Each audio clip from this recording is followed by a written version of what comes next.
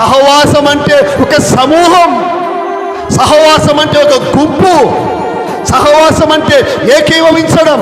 సంఘముగా సహవాసంగా కూడుకొని పెంతెకోస్తు పండుగ దినమున వారు ఏకీభవించి ప్రార్థన చేసినప్పుడు దేవుని యొక్క బిడ్డలారా వారి మీదకి పరిశుద్ధాత్మ సమృద్ధిగా దిగెను. హల్లెలూయా.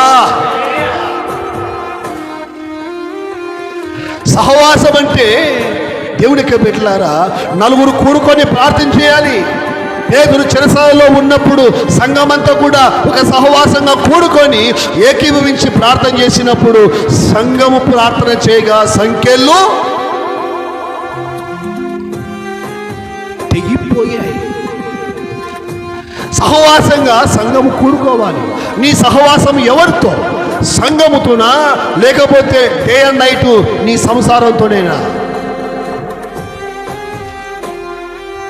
బైబిల్ చెప్తుంది రక్షణ మారు మనసు బాప్తిసం పొందిన మనం సంఘముతో సహవాసం కలిగి ఉండాలి.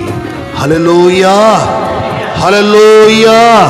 సంఘముతో సహవాసం కలిగి ఉండాలి. సంఘముతో సహవాసం అంటే సంఘములో ప్రతి అక్కర, ప్రతి అవసరత, సంఘములో ఏం జరుగుతుందో అందులో నీ చేయి ఉండాలి.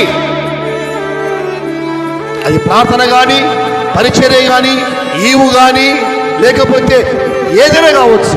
దేవునికి ఏ తలాంతి ఇస్తాడో అది సంఘం కొరకు వాడబడుతూ ఉండాలి. హల్లెలూయా.